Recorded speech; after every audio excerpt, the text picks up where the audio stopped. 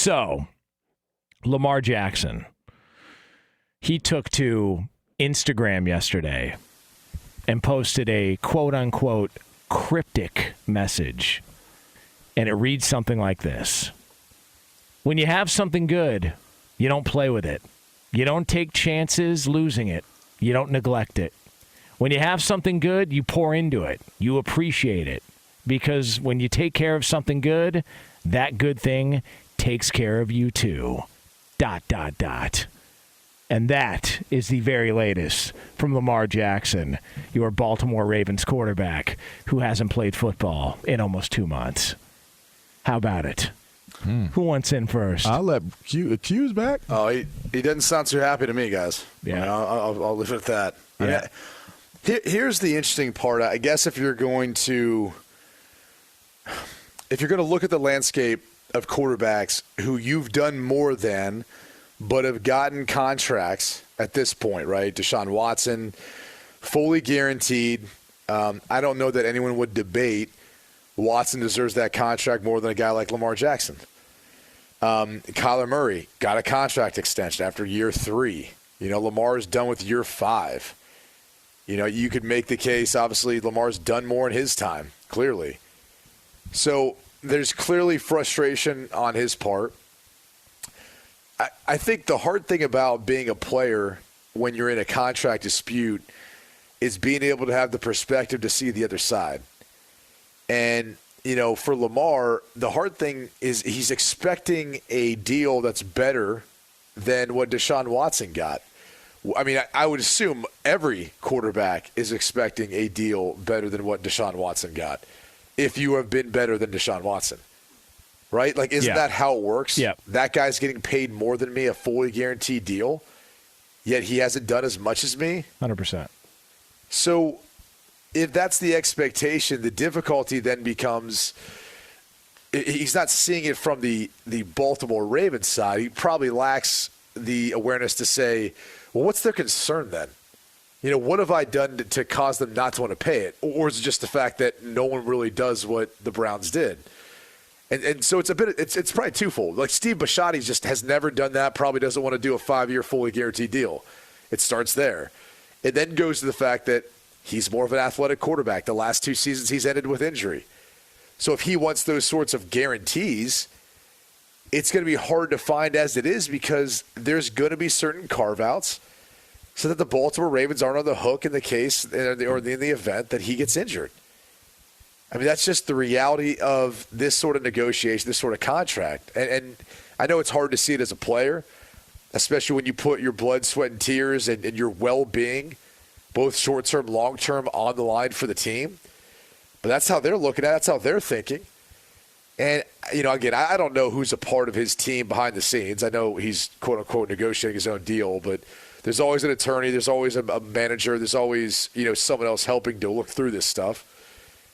And that's maybe where there's that, I guess, gap between the Lamar Jackson team and the Baltimore Ravens and what he wants to come to an agreement on. But I think now he looks at this particular inflection point and says, if it's not now, then when?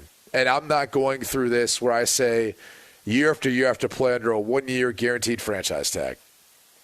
So regardless of if they slap the tag on him or not, and I assume the Ravens will, maybe this is the point now he tries to find himself in a different organization. So it seems like it's headed that direction. It seems like that's what he's publicly trying to push, with him telling everyone in the free world about his injury and why he's not playing, and him sending out a cryptic message about his feelings and what he's thinking.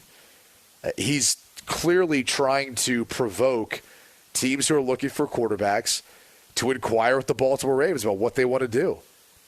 And they're most likely telling them, hey, we're going to have to do a sign and trade because he's going to have to be under the franchise tag. And then once he is, you're going to have to figure out, the compensation to trade for him and then sign him to a long-term deal. That sounds like that's where this is heading. Is that New York?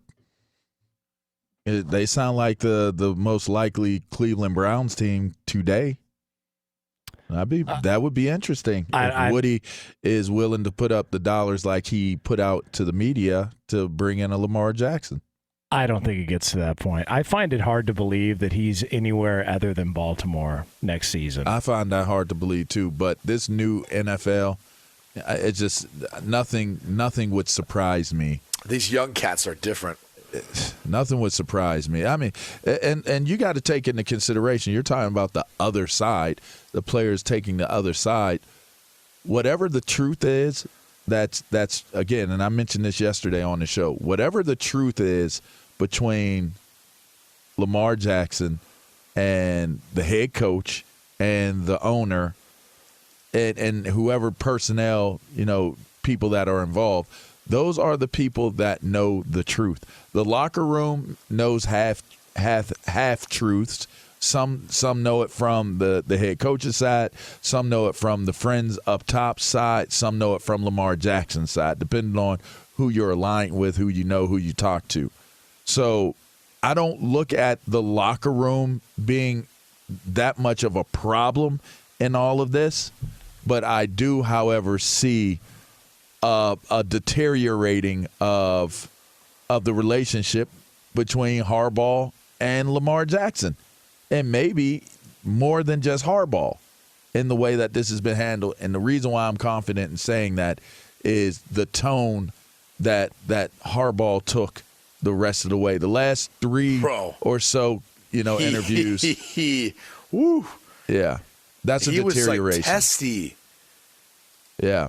And not only are you testy, but I was about to get play on words, but very good. All right, I'm going to leave it alone. Broadcast I'm professional. Leave it alone. Very good. But really, when you're talking about your most important player, and you say I'm not there with him on his workouts, I'm not paying attention to what he's doing. When you're dismissive to things like that, because you know what? If your best player is working out, you know what you're doing? You're paying attention. I want to see how he's moving. I want to see little details. I would be asking. I mean, Q, tell me if I'm wrong.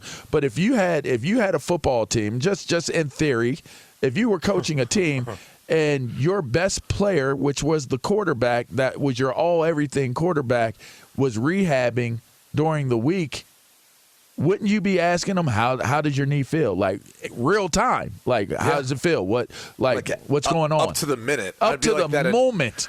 That annoying little notification that for people out there who have like smart watches or iWatches that keeps like bugging you. That's what I would be. I might have my other coaches running the practice while I'm watching him work out, and then I'll come join the team once we're done watching him work. Yeah. Like, that's how important players are. So for him to say, I don't even pay attention to him working out or what he has going on with the medical staff, it's a next man up mentality, or it sounds like a next man up mentality. But the way, like the sound bites after they, talked about the tweets that Lamar put out there giving the update on his injury, it's one of those situations where even if whatever is what it is, there may be some irreparable damage that has been done in this scenario. And how do you move forward that way? Because if you pay him that money, then now you know who's on the hot seat. You know who's on their way out. If that relationship is bad, ask Cliff Kingsbury who's on their way out.